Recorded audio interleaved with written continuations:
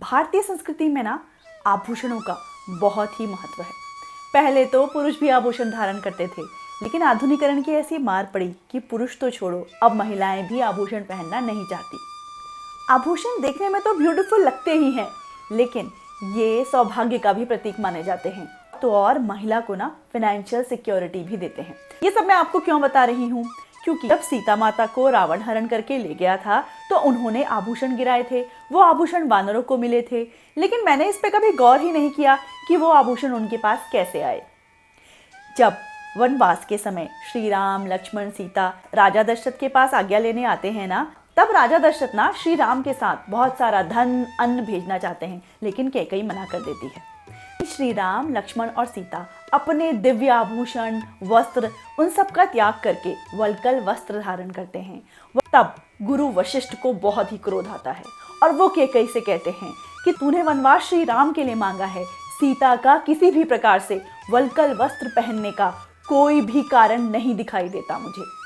वो तो ये तक कहते हैं कि श्री राम वन को जाएंगे और सीता उनकी अर्धांगिनी है, इसीलिए वो यहाँ पर राज्य का कार्यभार संभालेंगी।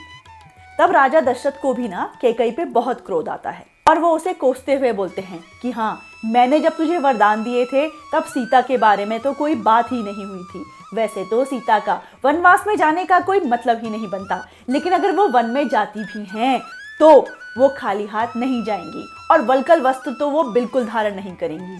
उनके लिए 14 वर्षों के लिए जितने भी वस्त्र और आभूषण चाहिए वो सब भेजे जाएंगे। अपने सेवक को बोलते हैं कि जाओ कि गिनकर 14 वर्षों के लिए दिव्य वस्त्र और आभूषण सीता जी के लिए लेकर आओ। इसके ना 2 प्रयोजन हो सकते हैं। पहला तो ये कि आभूषण जैसे मैंने बताया सौभाग्य का प्रतीक है, और दूसरी बात जो मुझे लगती है वो ये है कि राजा दशरथ बहुत बुद्धिमान तो थे ही।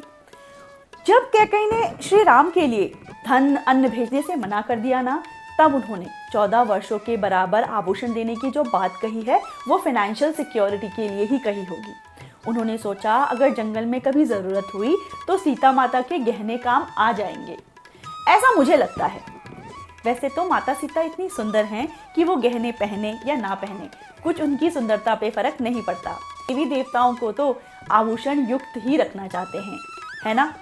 अगर आपको वाल्मीकि रामायण से जुड़ी हुई ऐसी छोटी छोटी बातें जाननी है ना, तो आप मेरे चैनल को सब्सक्राइब कर सकते हैं। Thank you so much for watching. जय श्री राम।